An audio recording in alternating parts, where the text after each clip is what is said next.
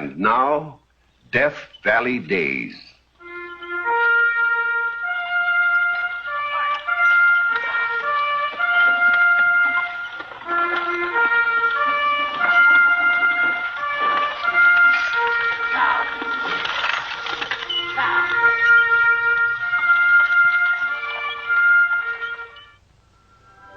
Howdy, folks.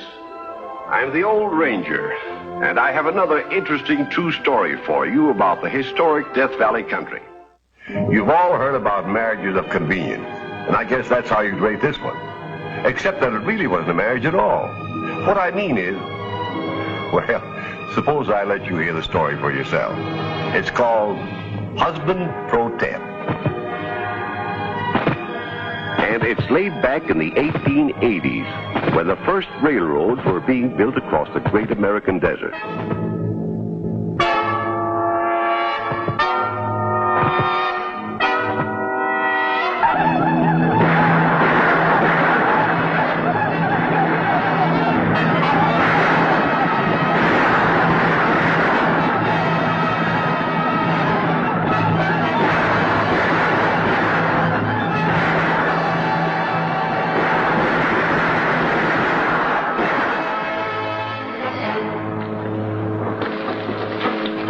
I told you in my telegram, Mr. Phelps, that I couldn't help you. You've just wasted your time coming out here to see me in person. I never waste my time, Major Lewis, and I never accept a man's refusal without good and sufficient reason. I gave you my reasons. Which I refuse to accept. This railroad is for the good of the whole country. And it seems to me that the government should be very happy to cooperate in its building. The government is, but unfortunately the Indians aren't. I haven't enough troops in this garrison to patrol your right-of-way and protect your construction work. If you'd run the line south of here like I suggested, Mr. Phelps, you wouldn't have any trouble with the Indians. No, but I'd add 200 miles of the cost. I'm not giving up on this problem yet. There's a way to solve it somehow. There might be at that. Make your own treaty with Black Hawk, their chief. Treaty? Yes. If you could convince him that all you wanted to do was to cross their territory, well, he might, An excellent suggestion, Major. I told you there was a solution. Get Black Hawk here at once. Tell him I want to talk with him. It isn't that easy. Black Hawk and I are not exactly on speaking terms. In fact, we've been playing hide and seek for several months. There's only one man I know who could bring you and Black Hawk together. Andy Prentice? Who's he? He's a mining engineer. Has some claims scattered around the country. Seems to be on pretty good terms with the Indians. Let him come and go as he pleases. Where can I find him? Well, if Andy's in town, you can usually find him in the back room of Townsend's tonsorial parlor. Oh, I washed my socks in the pickus and rinsed them in the Cimarron. You know, Dobie, there's nothing like a hot bath to make a man feel like he hasn't got a care in the world. Yeah, but I wish Townsend would change this water oftener. I bet this is the same stuff we used 2 weeks ago. Well, it might help some if you'd quit washing your socks in it. Man or woman? Man. Come on in. Prentice, I want you to meet Mr. Phelps. Howdy. Come for a bath? Dobie and I'll be through here pronto. No, I don't want a bath. I'm Alonzo Phelps, Vice President in charge of construction for the A&P Railroad. That's my private car out there on the siding. Yeah, you sound like a pretty big man. I am, and I'm also a man of action. I don't believe in sitting behind a desk and pushing buttons when there's a job to be done. Get out and do it. That's my motto. Well, I never had a chance to sit behind a desk and punch buttons, but I imagine that'd be... I don't believe in beating around the bush either. That's another motto of mine. Come to the point. And the point is, I want you to arrange a conference with Black Hawk for me. With Black Hawk? About his unreasonable objections to railroad construction. Unreasonable. The Indians have owned that land for hundreds of years. Generally speaking, all the white man has brought them is trouble. He's killed their game, settled on their land, and broken their laws. All in all, he's been pretty obnoxious. So now you come along and start tearing things up. Now, how would you feel? I feel if I explained to him that all I want to do is cross his territory, he'd stop his confounded interference. Is that all you want? Certainly. Well, it's worth a try. Just so happens I'm heading in that direction tomorrow to look at some claims. I'll take you along. Good. Ridiculous. I mean, Well, going out there would be too dangerous, Mr. Phelps. Indians can be treacherous. So can a white man. She'll be all right with me if you do as I say. When do we start? Dawn tomorrow morning. Meet me at the livery stable. I'll be there. Oh, there'll be a $1,000 charge for this little service. $1,000? That's a pretty big fee. Well, you're a pretty big man.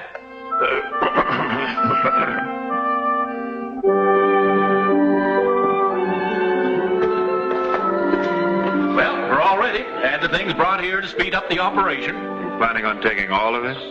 Wall tents, camp cots, folding chairs, fancy groceries. Looks like we're going on a safari. Safari's what? You got enough stuff here for a half a dozen people, Mr. Phelps. That's how many there'll be. What? My wife and daughter are going along. Well, here we are. Oh, are these the two natives who are going to guide us? I'm Mrs. Phelps. This is my daughter, Evelyn. Isn't it thrilling? I've always wanted to get close to nature. I'm a great disciple of Rousseau. Or is it Thoreau? I never could keep those two straight. What's your name? Rousseau. Dobie, ma'am. Dobie? That's an odd name. Well, you see, it's a nickname. I'm sorry to throw cold water on your fun, Mrs. Phelps, but I'm afraid you ladies can't go along. Why not? This is a business trip and not a pleasure tour. Women only get in the way. That's exactly what I said, Prentice. Besides, there's a certain amount of danger. If anything happened to you, Miss Evelyn, I'd never forgive myself. There's no more danger to me than to Father. And where Father goes, I go, Mr. Prentice. Well, not this time. Yes, this time, too.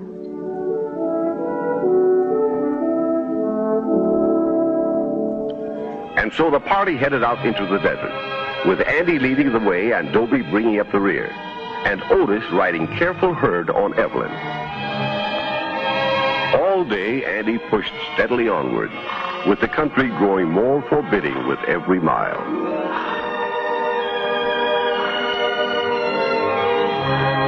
On the afternoon of the second day, Andy called a halt. End of the line. We'll camp here. Where are the Indians? They're all around you.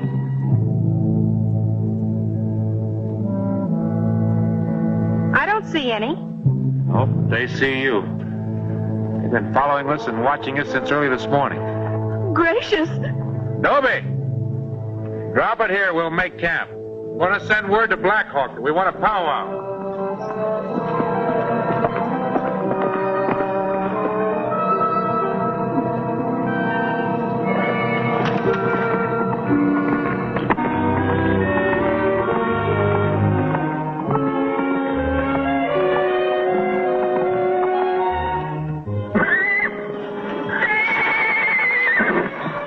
Where are you going?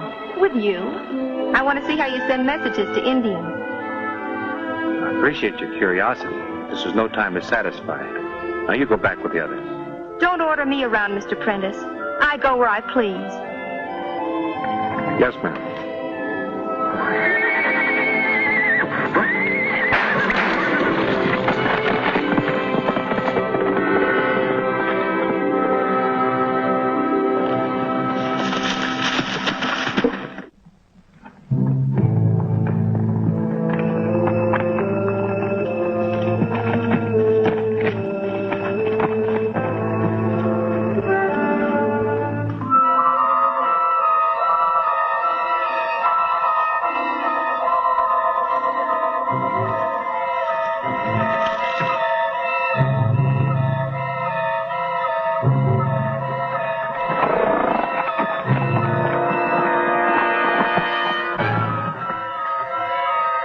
Tell your chief, Black Hawk, that his brother, White Wolf, has brought the big chief of Iron Horse for a powwow. We will wait here.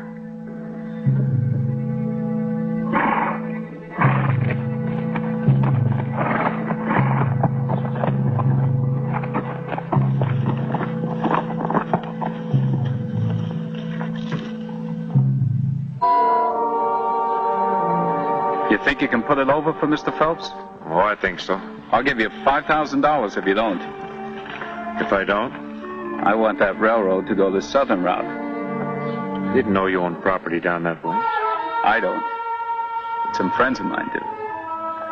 Oh. Is it a deal?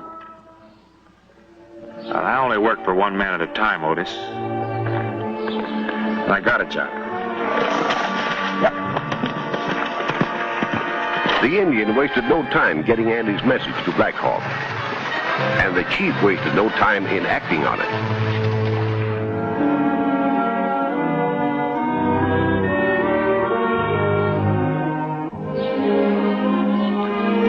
Now what?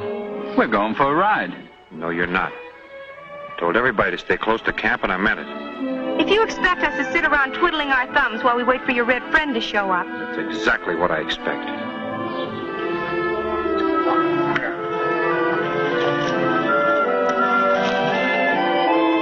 High and mighty, Mr. Prentice. I'll punch him in the nose. Why don't you? Well, I would, except you might refuse to help your father then. Look.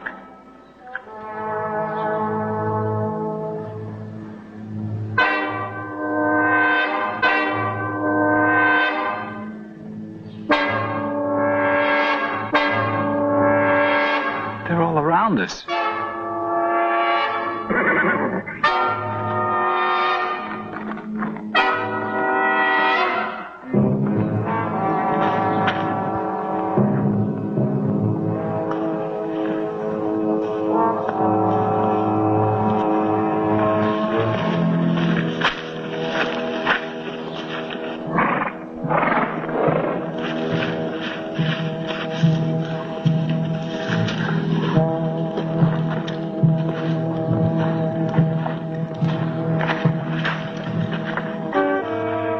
See my brother again. Yes, it is good. I feel just like Christopher Columbus. How?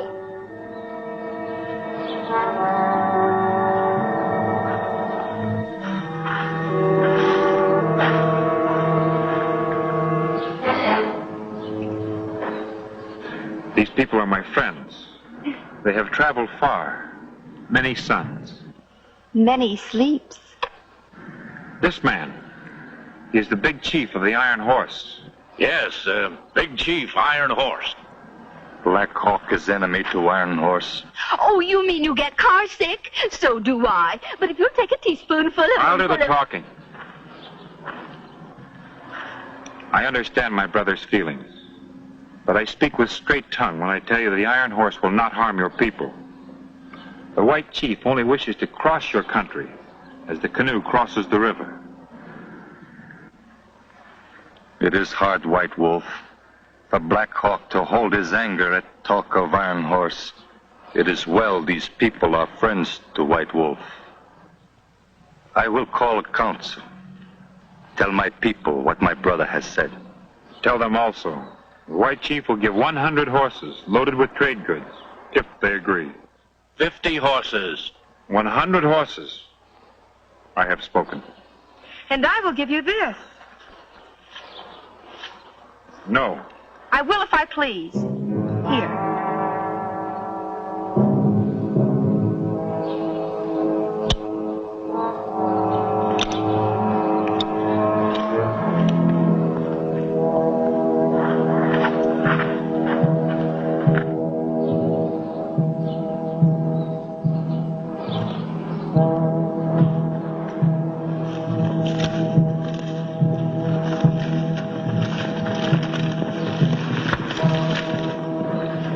Shouldn't have done that. I'm getting a little tired of you telling me what I should and shouldn't do, Mr. Prentice. But you don't understand. When a squaw gives an Indian brave a gift... For your information, I do not happen to be a squaw.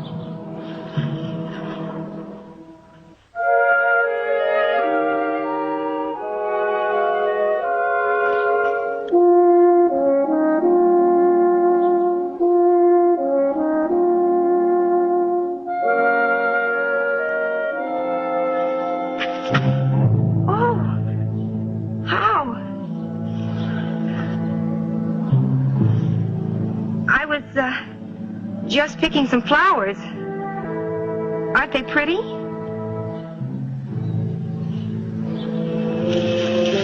Well,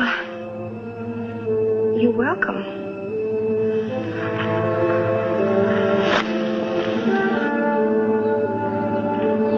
thank you. I'm not cold. Well, I guess I better be going now. It's getting awfully late.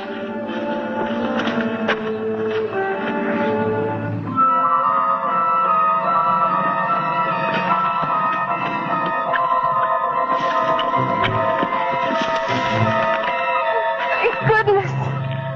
What's the matter? He was following me. Who? That awful Indian, Blackhawk. Why, he's gone. He must have seen you coming. Thought I told you to stay close to camp. Now, what are you doing out here alone? I was just taking a walk and picking some wildflowers, and then all of a sudden, there he was.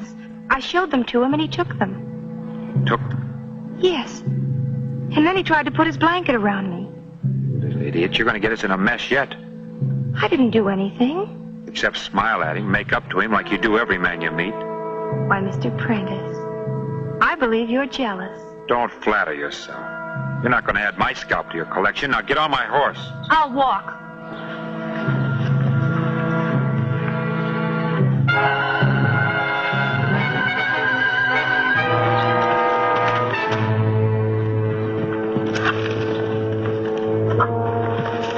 Stop it! Let me down this instant! Let me down! Don't you dare!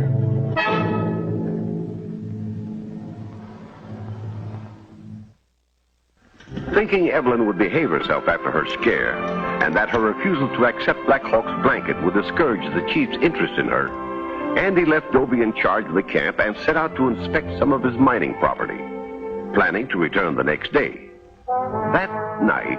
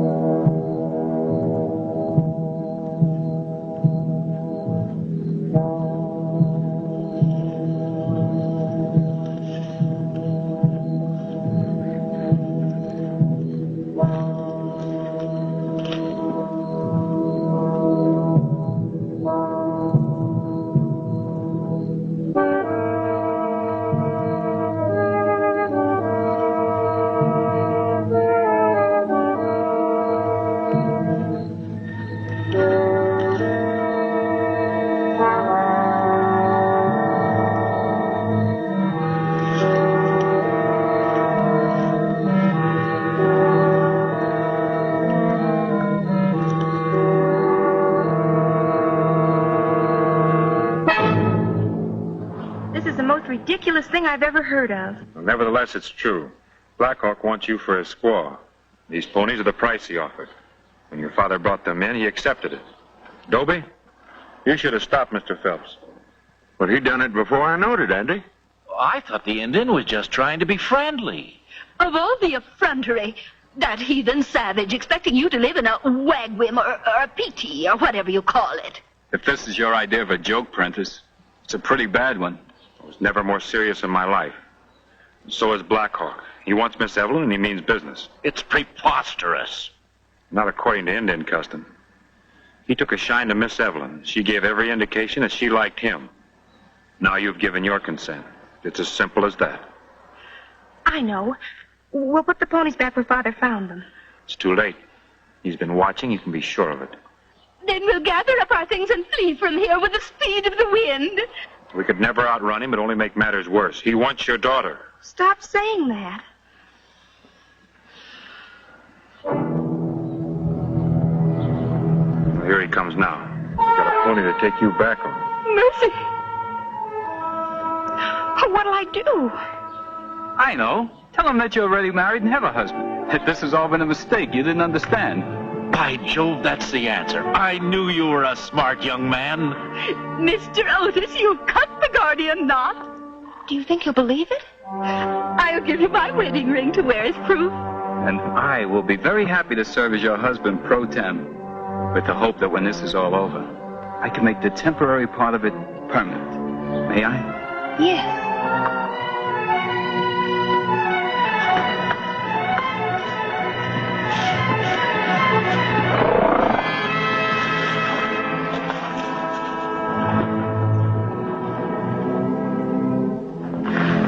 I bring words from council. When Big Chief of Iron Horse gives 100 horses and trade goods, Iron Horse can cross Indian country as canoe crosses river. Thank you. Thank you very much. Now Black Hawk take White Squaw back with him. Hear me speak. I'll tell him. White Squaw did not understand ways of Indians. She gave presents to Black Hawk only as a friend. She already has a husband. What Black Hawk wants, he takes. Wait. I asked Black Hawk to obey the white man's law, as I obey the Indian's law. White man's law says squaw can only have one husband. Black Hawk hears his brother's words and will not break white man's law. Black Hawk will fight husband of squaw to death. And she have only one husband, Black Hawk. Which man is squaw's husband?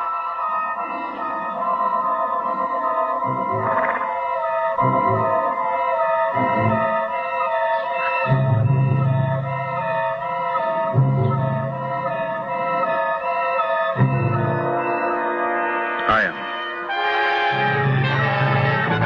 I have spoken. But my heart is heavy that I fight my friend who is like a brother. But desire for squaw is much stronger. My heart is with my brother. One knife. One knife.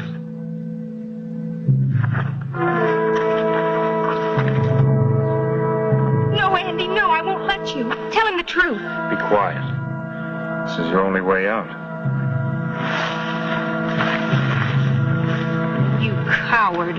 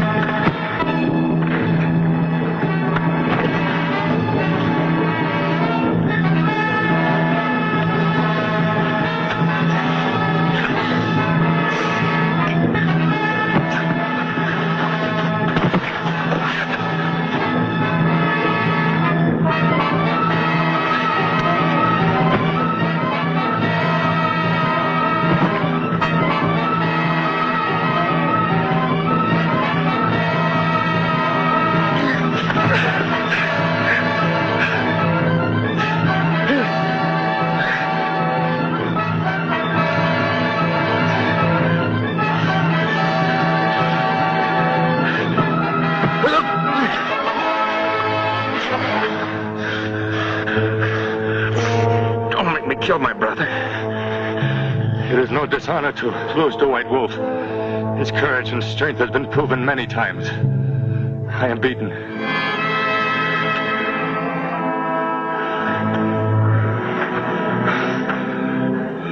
I have given my word about Iron Horse and will keep it.